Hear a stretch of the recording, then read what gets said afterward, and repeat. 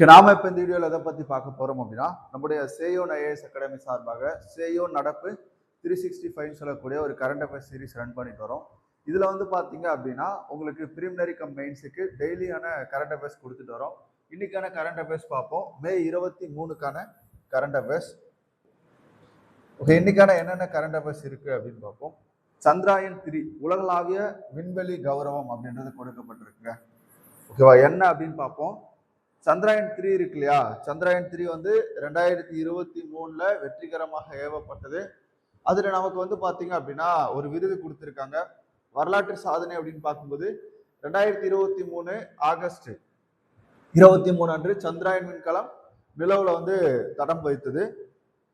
இதுல உலகினுடைய முதல் நாடு, அதாவது சந்திராயனின் தென் துருவத்திற்கு அருகில் விண்கலத்தை மென்மையாக தர இறக்கிய சாஃப்ட் லேண்டிங் செய்த உலகின் முதல் நாடு என்ற பெருமை பெற்றது எது அப்படின்னா இந்தியா. நமக்கு எல்லாம் தெரியும், நம்ம இஸ்ரோவுடைய முயற்சியால இது நடந்து முடிஞ்சிருக்கும். ஆராயப்படாத பகுதி, ஓகேவா, சந்திரயானுடைய மேற்பரப்பில் இந்த பகுதி வந்து இதற்கு முன்னாடி யாருமே ஆராயல. அப்போ ஆராயப்படாத ஒரு பகுதியில நம்ம என்ன பண்ணிருக்கோம், விண்கலத்தை நிறுத்தியிருக்கோம்.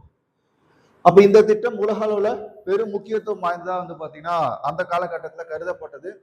அதே மாதிரி எதிர்கால விண்வெளி ஆய்வு, நீண்ட கால விண்வெளி பயணங்களுக்கு அவசியமான நீர் மற்றும் முக்கிய வளங்கள் தென் துருவ பகுதியில் இருக்கக்கூடும் என்பதால் இது அறிவியல் ரீதியாக மிகவும் மதிப்புமிக்க ஒரு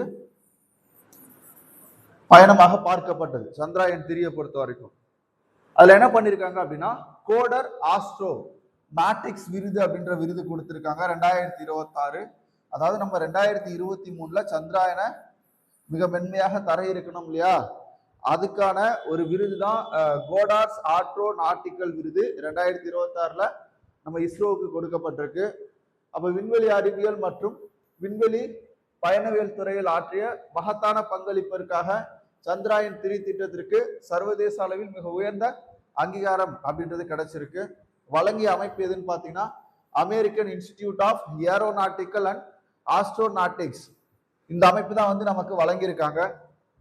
விருதுடைய பெயர் என்ன அப்படின்னு கேட்டா கோல்டு ஆஸ்ட்ரோநாட்டிக்ஸ் விருது. கோல்டு ஆஸ்ட்ரோநாட்டிக் விருது 2026க்கான விருது.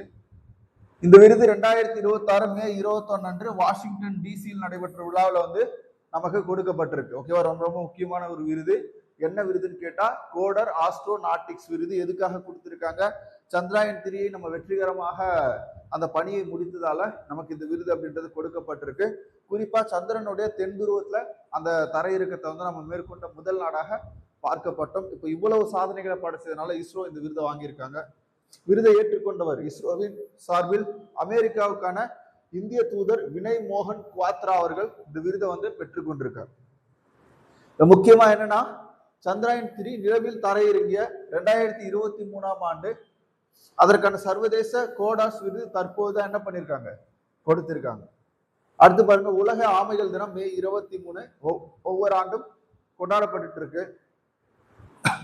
அப்ப அமெரிக்க ஆமை மீட்பு அமைப்பு என்று லாப நோக்கமற்ற அமைப்பால் 2000 ஆண்டு இந்த தினம் வந்து அனுசரிக்கப்பட்டது. இதோடைய நோக்கம் வந்து பாத்தீங்க அப்படின்னா உலகில் அழிந்து வரும் நிலையில் உள்ள ஆமை இனங்களை காப்பாற்றுவது, அவை மனிதர்களால் எதிர்கொள்ளக்கூடிய அச்சுறுத்தல்கள் மற்றும் விழிப்புணர்வுகளை ஏற்படுத்துவது இதனுடைய முக்கிய நோக்கம். அப்ப பாருங்க, உலக ஆமை தினம் எப்போட கொண்டாடப்படுது அப்படின்னா மே 23. அடுத்து பாருங்க, 4வது இந்திய ஆப்பிரிக்க மன்ற உச்சி மாநாடு ஒத்தி வைக்கப்பட்டிருக்கு. எதனால் ஒத்தி வைக்கப்பட்டது அப்படின்னு பார்த்தோம்னா எபோலா வைரஸ் காரணமாக இது ஒத்தி வைக்கப்பட்டிருக்கு. இப்போ எபோலா வைரஸ் அப்படின்னா என்ன அப்படின்றத பார்த்துரும். இந்த வைரஸ் முதலில் 1976 ஆண்டு காங்கோ நாட்டின் எபோலோ ஆற்றின் அருகே வந்து பாத்தீங்கன்னா ஒரு கிராமத்துல கண்டறியப்பட்டது. குறிப்பா வந்து பாத்தீங்க அப்படின்னா ஆப்பிரிக்க நாடுகள்ல தான் இந்த காங்கோ அப்படின்றது இருக்கு. அங்கதான் நிறைய வைரஸ்கள் வந்து பாத்தீங்கன்னா புதுசு புதுசா உருவாயிட்டே இருக்கும். அப்ப அதுல இந்த மாதிரி வந்து பாத்தீங்கன்னா எபோலோ ஆற்றினுடைய அருகில ஒரு வைரஸை கண்டுபிடிச்சிருக்காங்க. அந்த வைரஸ் அதனுடைய பேர்ல எபோலா வைரஸ் அப்படின்னு சொல்றாங்க. அப்போ இதோடைய பரவக்கூடிய காரணி என்ன, தொற்றை ஏற்படுத்தக்கூடிய காரணி எதுன்னு கேட்பாங்க. பிளேவி விரிடோ என்ற வைரஸ் குடும்பத்தை சார்ந்ததுதான் இந்த எபோலா வைரஸ். இது ஒரு ஆர்என்ஏ வைரஸ். என்ன வைரஸ் அப்படின்னா ஆர்என்ஏ வைரஸ். ரொம்ப முக்கியம்.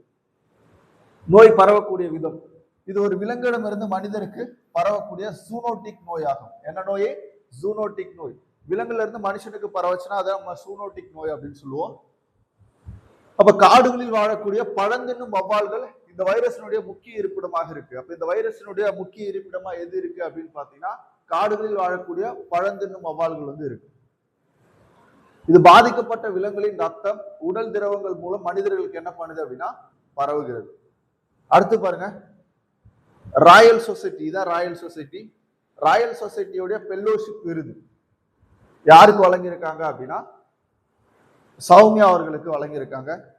லண்டனை தளமாக கொண்டு உலகின் மிகப்பெரிய பழமையான மற்றும் புகழ்பெற்ற கழகமான ராயல் சொசைட்டியோடைய விருது வந்து டாக்டர் கௌமியா சுவாமிநாதன், யாரு டாக்டர் சௌமியா சுவாமிநாதன் அவர்களுக்கு வந்து பாத்தீங்கன்னா வழங்கப்பட்டிருக்கு. அதாவது புதிய ஃபெல்லோவாக அவங்கள தேர்ந்தெடுத்திருப்பாங்க. இந்த மாதிரி ஐசக் நியூட்டன் அவர்கள் தேர்ந்தெடுக்கப்பட்டிருக்காங்க. இப்போ புகழ்பெற்ற அறிஞர் எல்லாமே தேர்ந்தெடுக்கப்பட்டிருப்பாங்க, அறிவியல் அறிஞர்கள். அந்த வரிசையில டாக்டர் சௌமியா சுவாமிநாதன் அவர்களும் ஃபெல்லோவாக தேர்ந்தெடுக்கப்பட்டிருக்காங்க. எதுக்காக அப்படின்னா பொது சுகாதாரம், தொற்றுநோய் ஆராய்ச்சி, உலகளாவிய சுகாதார தலைமைத்துவம் ஆகிய துறைகளில் அவர் ஆற்றிய பணிக்காக இது வழங்கப்பட்டிருக்கு. இவங்க வந்து பாத்தீங்கன்னா WHO உடைய தலைவராக இருந்தாங்க. யார் அப்படின்னா சௌமியா சுவாமிநாதன் அவர்கள். ஓகே, வரலாற்று முக்கியத்துவம் பார்க்கும்போது Isaac Newton, Charles Darwin, Albert Einstein போன்ற உலகின் மிகச் சிறந்த விஞ்ஞானிகள் இந்த பெல்லோவாக தேர்ந்தெடுக்கப்பட்டிருக்காங்க. இப்ப ராயல் சொசைட்டியில் இந்திய பெண் விஞ்ஞானி ஒருவர் இணைந்திருப்பது மிக மிக முக்கியமானதாக பார்க்கப்படுது. ஏன்னா சௌமியா சுவாமிநாதன் வந்து ஒரு இந்திய விஞ்ஞானி. ஓகே, இப்போ நம்ம பார்த்த கொஸ்டினுக்கான ஒரு ரிவிஷனா என்ன பண்ணிருக்கோம் அப்படின்னா கீழே கொஸ்டின் கொடுத்திருக்கோம். இதுக்கு நீங்க வந்து என்ன பண்ணலாம் அப்படின்னா ஆன்சர் பண்ணலாம். சந்திராயன் 3 விண்கலம் நிலவில் மென்மையாக தரங்கிறகிய தேதி சொல்லுங்க. அதே மாதிரி சந்திரனின் தென் துருவத்திற்கு அருகில் விண்கலத்தை மென்மையாக தர இருக்க உலகின் முதல் நாடு எது? சந்திராயன் 3 திட்டத்திற்கு 2026ஆம் ஆண்டுக்கான சர்வதேச விருது, எந்த விருது வழங்கப்பட்டது? கோடர் ஆஸ்ட்ரோநாட்டிக்ஸ் விருதை வழங்கிய அமைப்பு எது? உலக ஆமை தினம் ஆண்டுதோறும் எப்ப கடைபிடிக்கப்படுது? உலக ஆமை தினத்தை முதலில் தொடங்கிய அமைப்பு எது?